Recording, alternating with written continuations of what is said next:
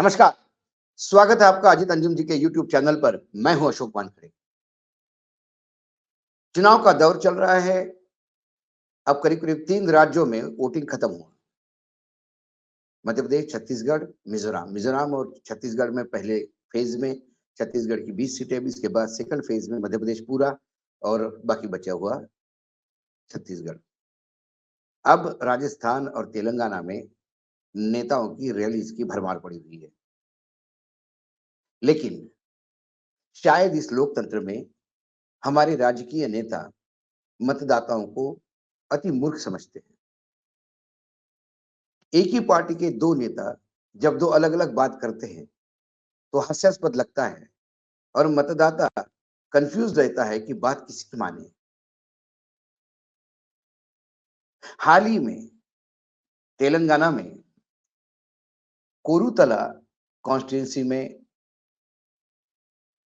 Bharatiya Janata party के star प्रचारक और इस देश के गृह मंत्री, बीजेपी के लिए चाणक्य अमित शाह जी की भव्य रैली हुई। उन्होंने मतदाताओं को संबोधित करते हुए बुरी तरह से तेलंगाना का केसीआर परिवार, बीआरएस पार्टी उनकी, ओएसी उनकी पार्टी, कांग्रेस और गांधी परिवार पर भरपूर प्रहार किए। 2G, 3G, 5G इस नए समीकरण के साथ उनके हिसाब से केसीआर परिवार ये 2G का है, बेटा-बेटी और केसीआर बेटा और बाप दोनों मिलकर राजनीति करते हैं।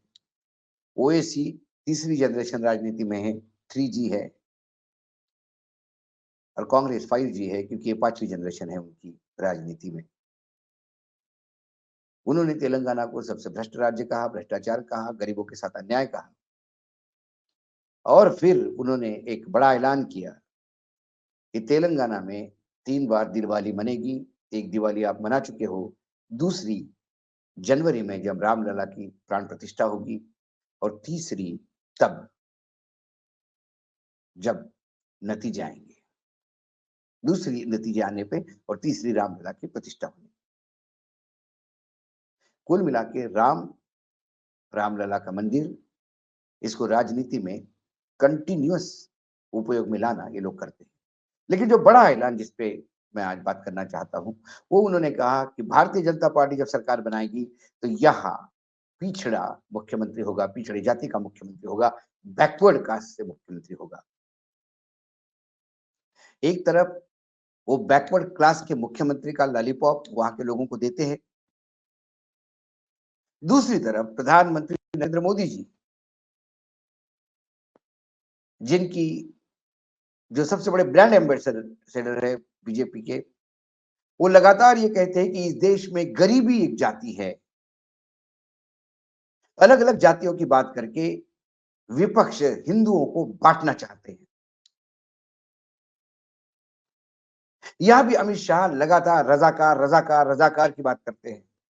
वो इतिहास में ले जाते हैं कि जब हैदराबाद राज्य था, जहां तेलंगाना उसका पार्ट था,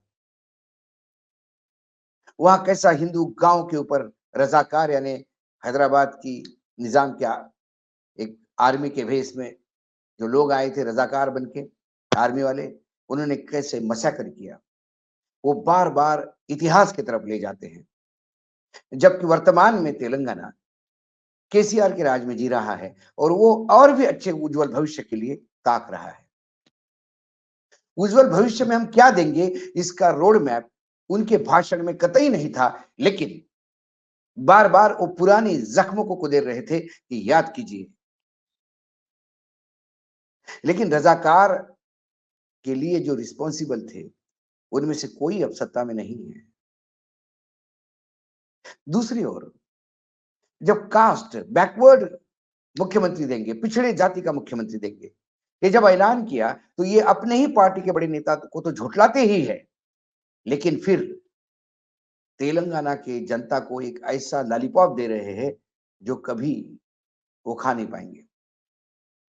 वैसे जहां जहां भाजपा का शासन है, वहां वहां मुख्यमंत्रियों की क्या स्थिति है। सबसे बड़ा सूबा उत्तर प्रदेश, योगी आदित्यनाथ ये राजपूत है, ठाकुर है, बिस्ट, अपर कास्ट। आसाम, हेमंता विश्व शर्मा ये ब्राह्मण है, अपर कास्ट। उत्तराखंड, धामी साहब मुख्यमंत्री है, ठाकुर, अपर कास्ट। गुजरात में पटेल डोमिनेटिंग कम्युनिटी है। फिर आइए छत्तीसगढ़ में, जब उनकी सरकार थी तो रमन सिंह सरकार, पूरा छत्तीसगढ़ आदिवासियों से भरा हुआ है, लेकिन मुख्यमंत्री ठाकुर, राजपूत समाज के रमन सिंह। महाराष्ट्र में मिलीजुली सरकार है, लेकिन फिर भी मुख्यमंत्री मराठा, अपर कास्ट।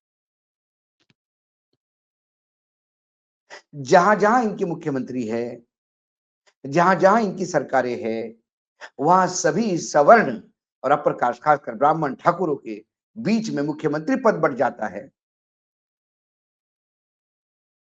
ये किसी आदिवासी को लाना चाहते हैं आगे, या दलित को आगे लाना चाहते हैं, तो उन्हें राष्ट्रपति बनाते हैं। सब जानते हैं कि राष्ट्रपति संवैधानिक रूप से भली देश के मुखिया हो, लेकिन सारी ताकत प्रधानमंत्री के हाथ में होती है। प्रधानमंत्री को ये ओबीसी कहते हैं, लेकिन प्रधानमंत्री का पूरा रवैया सामंती है, ये सारा देश देख चुका है। दलितों की स्थिति क्या है? जिन जिन राज्यों में बीजेपी की सरकार है, वहां पिछड़ों की स्थिति क्या है? उत्तर प्रदेश में एक पिछड़े को उप मुख्यमंत्री बनाया।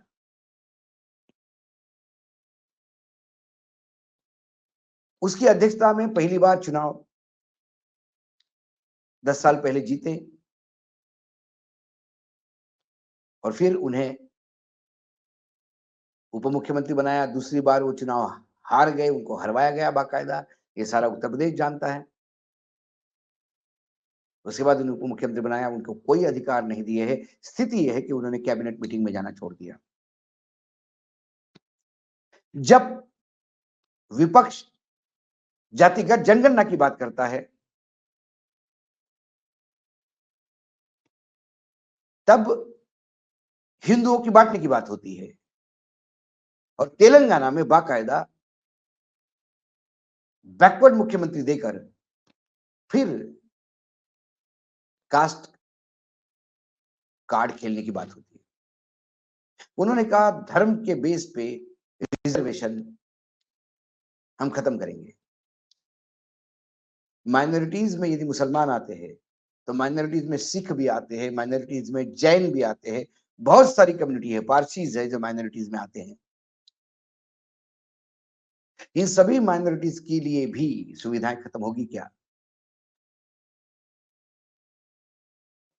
और बाकी बहुत हास्यास्पद बातें उन्होंने की। तेलंगाना को हमारे देश के पार्लियामेंट में, लोकसभा में सबसे बेहतरीन नल जल योजना को इंप्लीमेंट करने वाला राज्य शेखावत जी, जो जल शक्ति मंत्री है, उन्होंने घोषित किया, और बहुत प्रशंसा की लोकसभा के पटल पर। और जिस भागीरथी प्रोजेक्ट के तहत ये हुआ, जिस भागीरथी प्रोजेक्ट को देखने के लिए विश्व से लोग आते हैं, जहां पानी नीचे से ऊपर पंप करके फिर ग्रेविटी से छोड़कर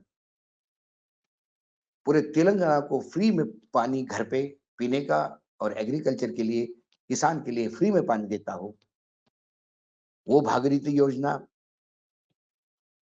कल्वेश्वरम प्रोजेक्ट, काकातिया प्रोजेक्ट, ये बड़े स्कैम बताए हैं गृह मंत्री ने।